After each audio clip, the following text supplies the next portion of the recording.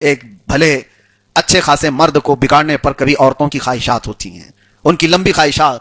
کچھ عورتوں کے میک اپ سیٹ ہی نہیں آ پاتے ان کے مردوں کی تنخواہوں پر، تو اس وجہ سے وہ لڑ رہی ہوتی ہیں، جھگڑ رہی ہوتی ہیں کہ میرا یہ سامان نہیں آ پاتا، وہ سامان نہیں آ پاتا. کچھ بیٹیاں گھروں میں جا کر کے شادی ہونے کے بعد اپنے شوہروں سے صرف اس لیے لڑتی ہیں کہ آج تک کبھی میرے باپ نے مجھ سے ایسا کروایا نہیں. ایک تو شادی ٹوٹنے کے قریب آئی تھی، وجہ کیا ہے؟ وہ صرف اتنی سی لڑائی ہے. بیوی یہ کہہ رہی، دلہن یہ کہہ رہی نہیں ہے ابھی، کہہ رہی میں اس لیے جھگڑا ہوا. میں اس کے شوہر سے پوچھا جھگڑا کس بات پر ہوا؟ کہا رکشے میں بیٹھے تھے اس لیے جھگڑا ہوا. کہا کیوں رکشے میں بیٹھنے سے جھگڑا کیوں ہوا؟ کہا کہتی میری زندگی میں کبھی باپ نے مجھے رکشے میں بٹھایا نہیں تھا، اس لیے ابھی نئے شوہر نے رکشے میں بٹھایا تو یہ لڑنے لگ گئی. اتنی چھوٹی باتوں پر لڑنے لگ گئی. کچھ لڑکیاں وہ ہیں جو اپنے شوہروں کی بہت بڑی بڑی شکایتیں ہمارے پاس لائی ہیں. ہاں بڑی شکایتیں، اگر آپ بھی سنیں تو بہت بڑی ہیں. ان لڑکیوں کی شکایت یہ تھی کہ میرا شوہر پیزا نہیں کھلاتا، ہاں میرا شوہر کبھی آئس کریم نہیں دلاتا، کبھی رات کو ایک بار بھی لے کے نہیں جاتا. یہ بہت بڑی بڑی شکایتیں ان کی ہیں. یہ کس وجہ سے آئی؟ باپ کی اور ماں کی صحیح تربیت نہ ہو. بچپن سے اپنی بیٹیوں کی تربیت ایسی کرو تاکہ ان کے گھر سکون کے ساتھ گزر سکے. لاڑ و پیار، محبت، ساری چیزیں اپنی بیٹیوں کے ساتھ پوری ہوں. کون باپ اپنی بیٹیوں سے محبت نہیں کرتا؟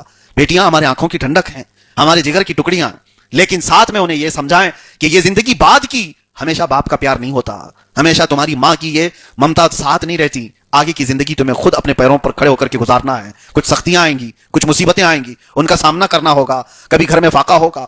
ایک شوہر ایسا بھی میں جانتا ہوں، اپنے علاقے کرناٹک کی بات میں کہہ رہا ہوں، پیچھے نماز پڑھتا تھا، ذکروں میں آتا تھا، بہت سارے دنوں کے بعد اچانک غائب ہوا.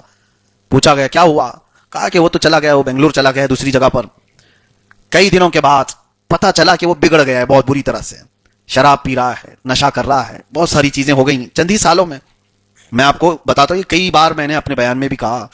اس سے میں ایک دن ملاقات کے بعد پوچھا کہ کیا ہوا، وہ رونے لگ گیا. کہا میں آنے سے ڈر رہا تھا آپ کے پاس، شرم بھی آتی تھی، لیکن بات یہ ہے اچھی خاصی زندگیاں گزر رہی تھیں. اب جا کر کے اس کو جس چیز کا احساس ہوا، ہمارے سامنے بول رہا تھا کہ میری بیوی کے جتنے ایکسپیکٹیشن ہیں وہ سب پورے میں کر ہی نہیں پاتا ہوں.